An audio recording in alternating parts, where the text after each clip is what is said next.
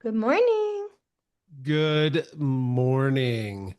Welcome to Industry Update. It's the 13th.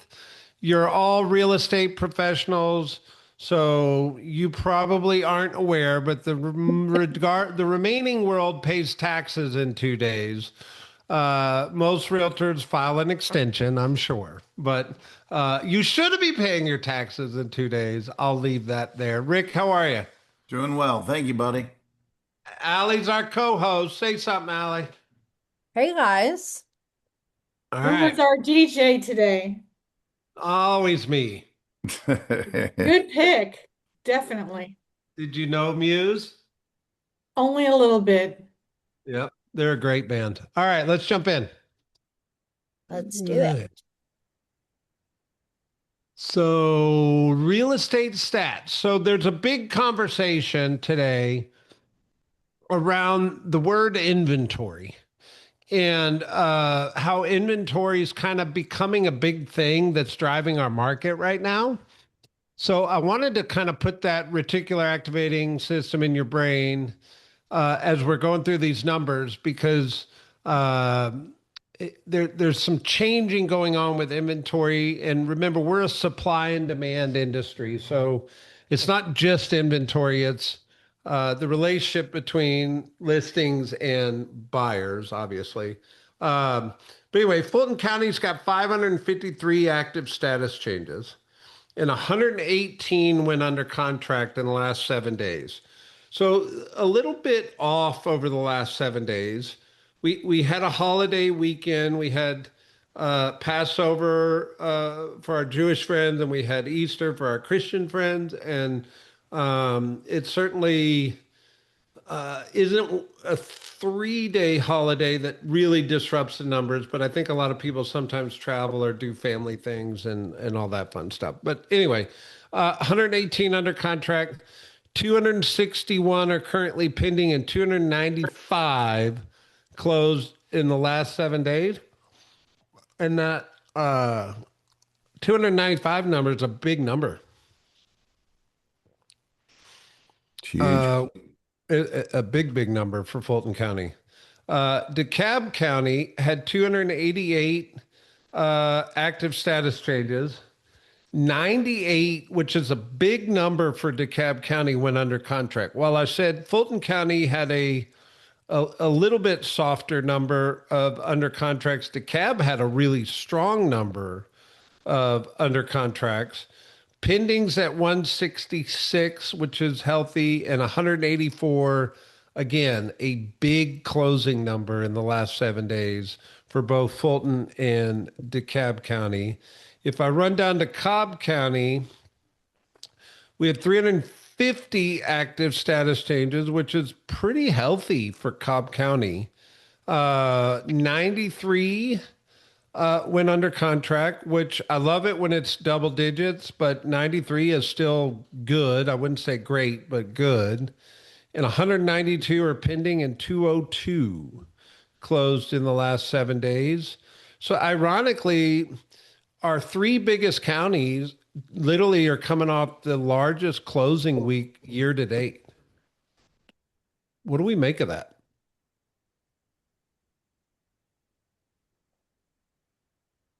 Well, it's April 13th, so you wonder if there's delayed reporting from the end of month March, from the end of March. But if not, that's a tremendous trend for a mid-month report. Yeah. I think Yeah. I want to remind us most real estate contracts are written with 30-day timeframes, and we are now beyond 30 days of the start of the Iran conflict. So I believe, obviously, anything going under contract today is post Iran invasion. Um, but anything closing today or pending today has a high probability that happened after the start of the Iran conflict, which I think is important to notate because there was certainly a shift in consumer mentality, consumer confidence at that moment in time. And there was a shift in interest rates that started around then. Any other thoughts around the numbers, guys? What are you guys feeling out there? A couple agents maybe jump in and share any consumer sentiment or feedback, or is it business as usual? I think that And uh, spring market is back. Yeah, I'm seeing buyers coming off the fence. I'm seeing sellers open to having more conversations about being realistic on their pricing. Well, that's a breath of fresh air, Michelle. yeah, and I echo We that haven't too, had Michelle. Joel, what'd you say? No, I echo that too, Michelle. And we're even starting to see some highest and best. So we're having to compete. Some of the buyers are having to compete in order to purchase the home. So we are starting to see more activity. Keith was Okay. going to share an idea. What you got, Keith? Thanks, Joel. Yeah, I was just talking to Michael over here in my office, and yeah, we had a couple of calls this morning from listing clients, ready to talk about price reductions. So it's just people are ready to do something. Cool. Love it. Well, the mortgage rate did come down last week a little bit. Now, I think it started an hour ago. They're shutting down that straight, which I believe is my crystal ball tells me the price of oil is going up this week. And when the price of oil goes up, inflation tends to follow.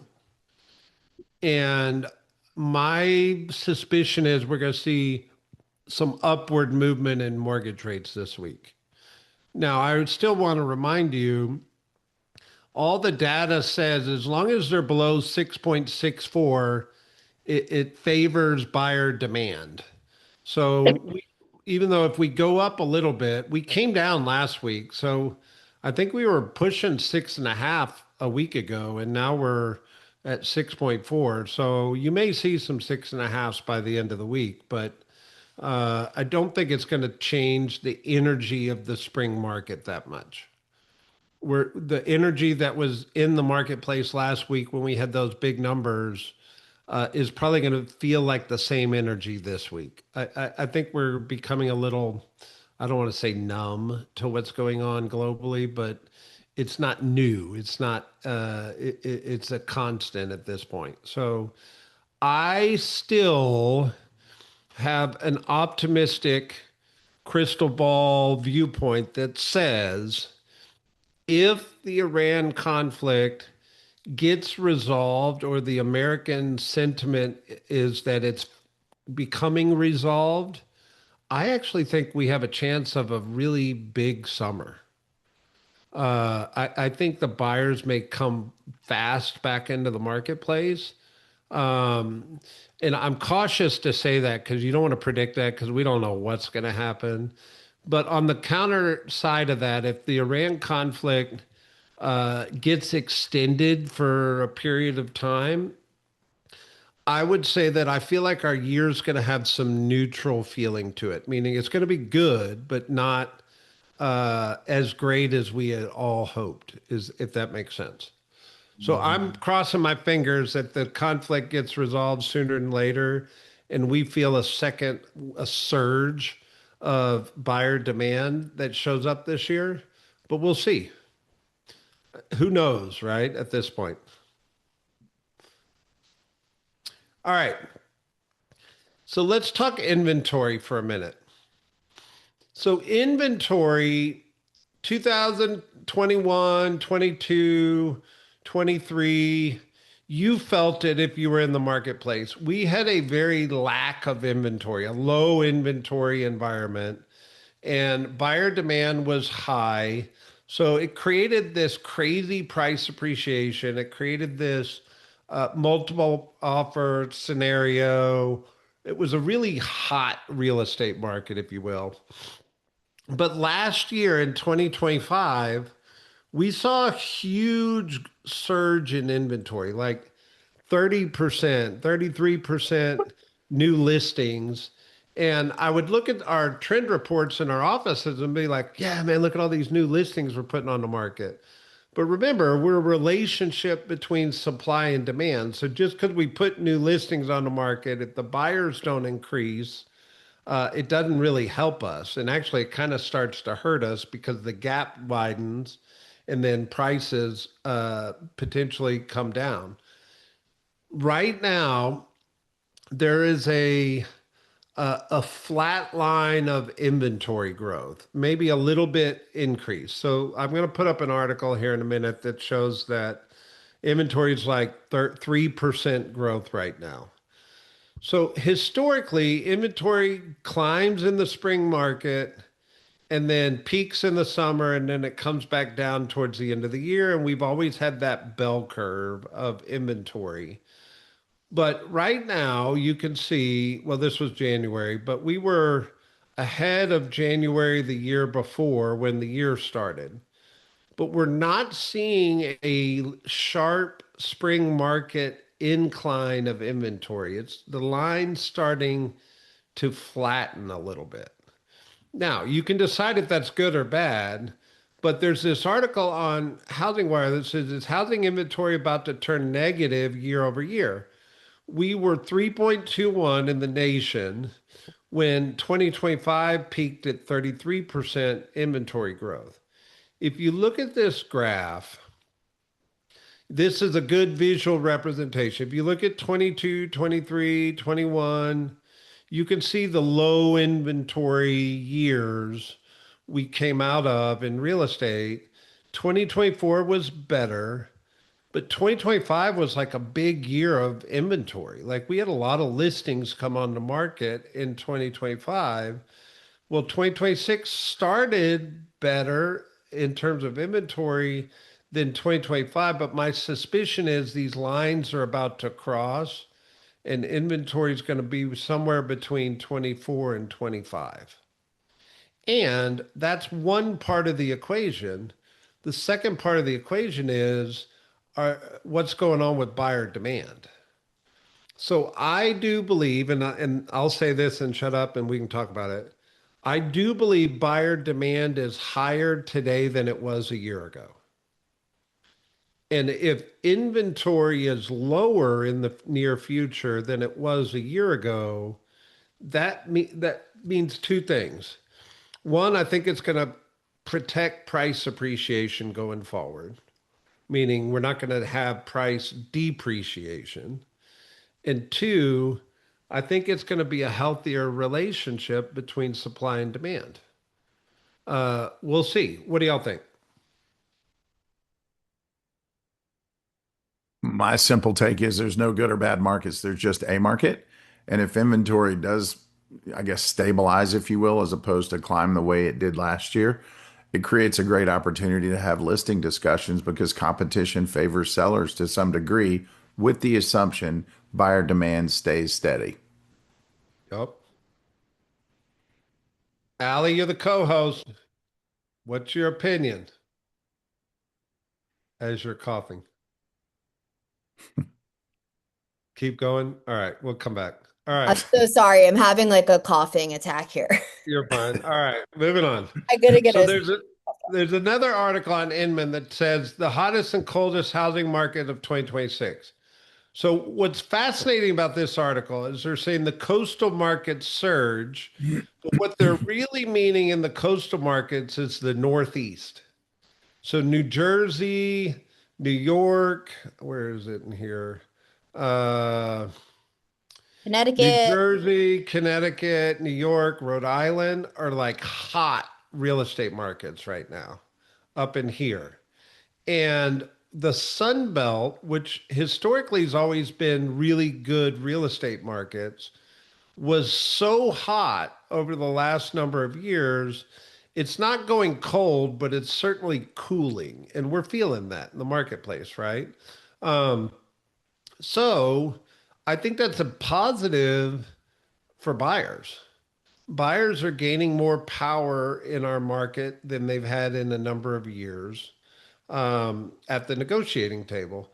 It's just an awareness thing. You can read through these articles. Luke posts them on chat or on Circle every week, but I thought this was an interesting article.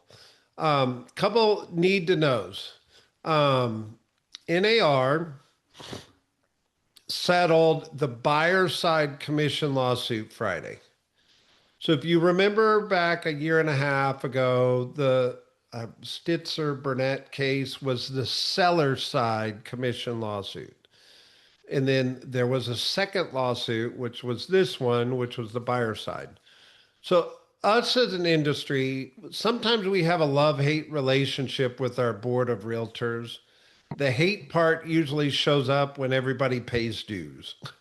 Um, Yet, I will say, because we're a member of a large trade organization, this is a really big benefit to us in the field, meaning we are now absolved from liability around the buyer side commission of our industry. One, two, there's no new changes coming as a result of this. There were a lot of changes that came as a result of the seller side, but there's no new functional changes coming at our industry based on this settlement. So it just, I think it's a feel good and a need to know, and that's about it. Any questions or thoughts?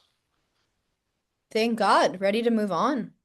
Yeah, You this is know? Amen to that. this was the final piece, right? Yes. All right. Next need to know. Baby boomers are holding the housing market hostage. Not really. Uh, Here's what's traditionally happened in real estate. The seasoned generation would downsize real estate, downsize square footage, and the younger generation that was growing with families, having kids, would absorb the square footage real estate to grow their families in. However, there's a social shift that's happened.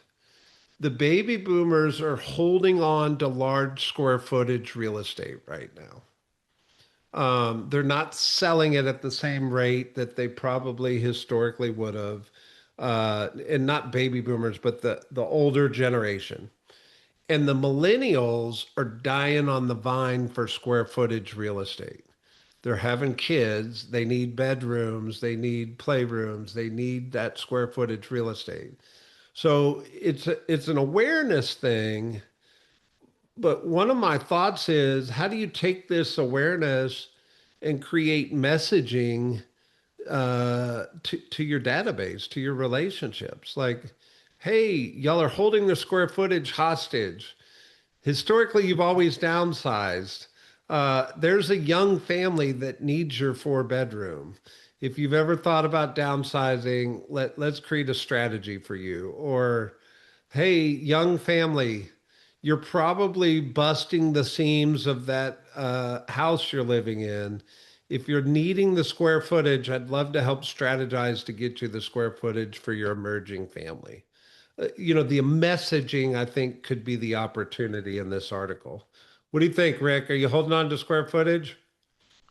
I mean, this is a highly personal story in question. I think the important thing here is to remember to ask questions. There's that saying, a question unasked is a question unanswered.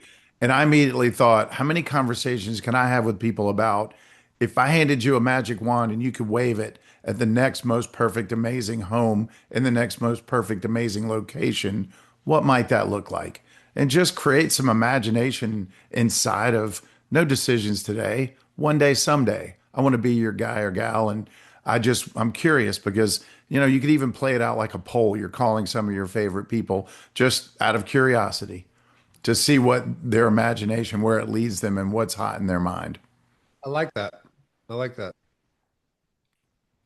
But a lot of these, when you say they're locked into, bigger platforms or bigger homes, they're also locked into 2.75 to 3.5% interest I rates, get it. Yeah, yeah, yeah. which I keep mean, it incredibly like the price. You could read, I think the term downsize, I think right sized is maybe a better term sometimes. What would be the perfect, not necessarily size, but function? How does it play out? What does a day in the life look like in the perfect next home? And then what are the odds you're able to find it? And hopefully they're great. there you go. Any other thoughts? What would you do with this information?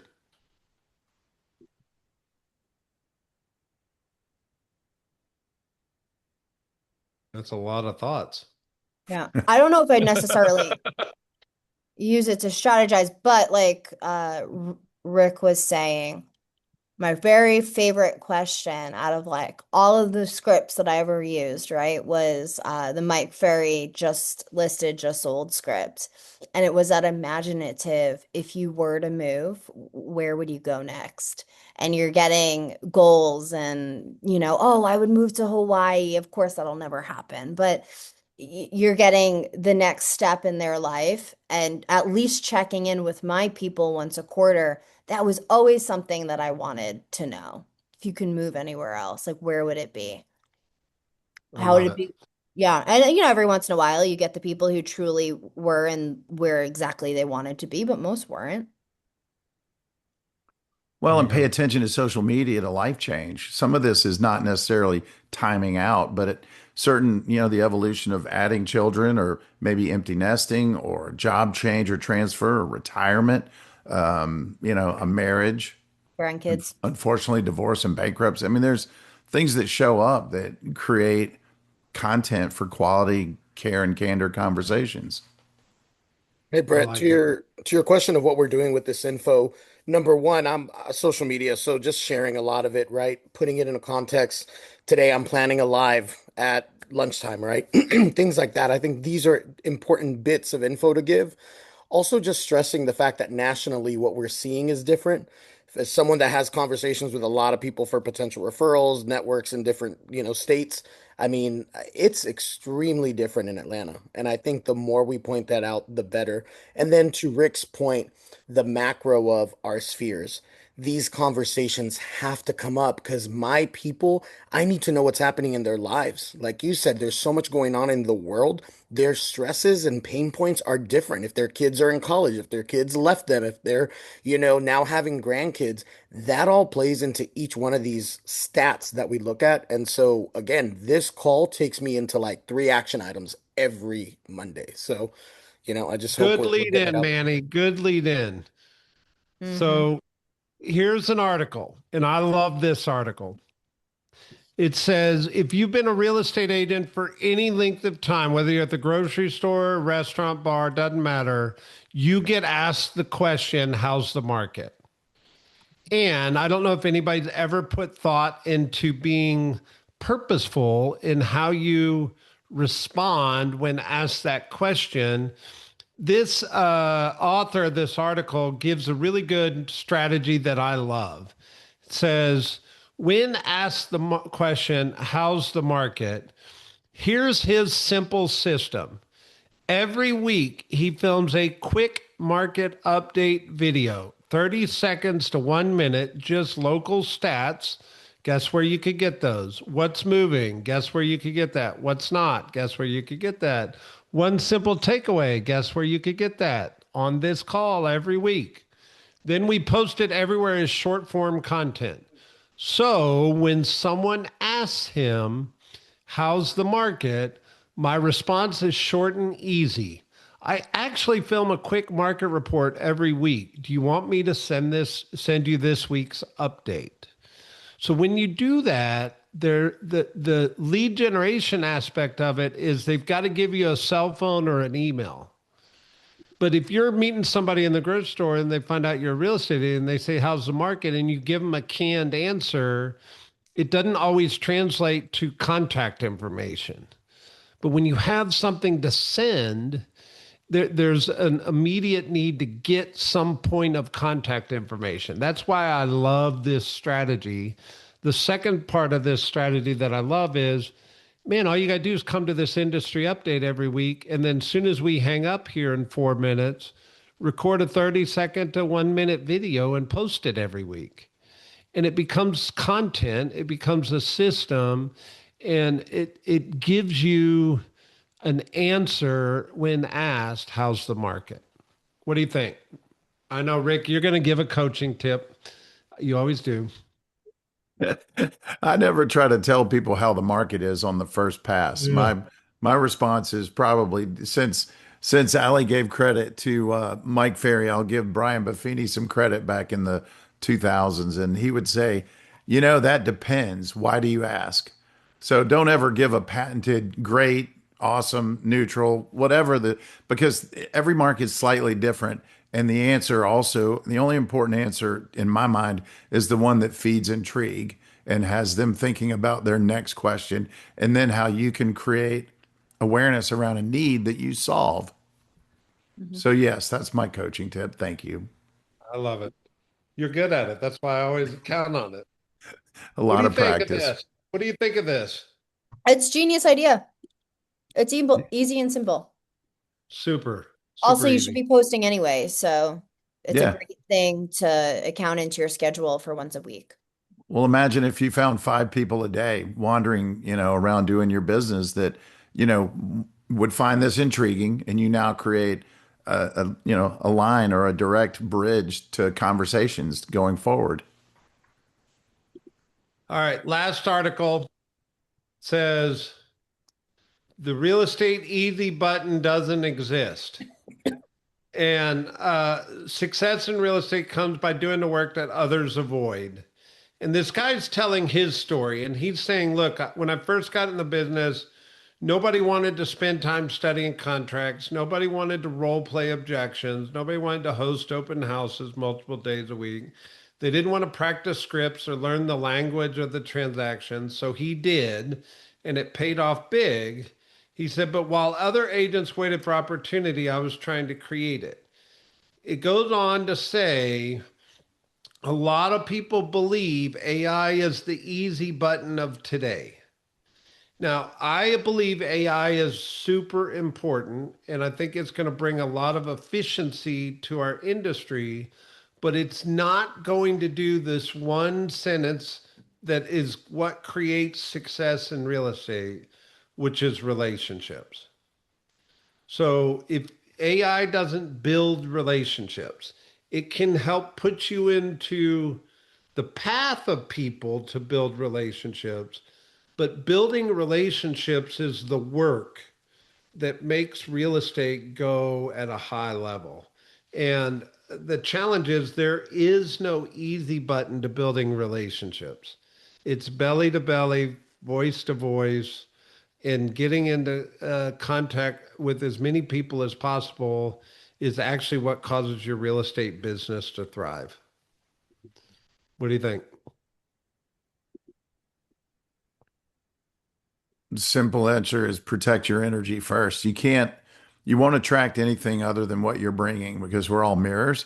And so, what I hear in this, when you first start your career, a lot of that over investing and it's the product of a lot of energy, a lot of hopefulness, and a lot of excitement about something new. How do you recreate that energy so that you're almost, you just quadruple your magnet and that people are Yep. drawn to hope and potential? And so part of Yep. this is what's your daily setup? How do you launch your day in a way that you become infectiously magnetic? And then have something to talk about, which is the prior two or three articles, and ask really good questions that are meaningful and relational. I like it. Any other thoughts? Show people you're having fun with it. That's it. I Life's mean, short. literally. Let's go have fun. Oh, Yeah, Good call, people want to Manny. work with happy people. there you go. Quick little thing that happened over the weekend. On Friday, I was asked to be on a radio show. And on that radio show, we talked about seller's edge and the ability to get the $50,000 line of credit to help get your house ready for sale.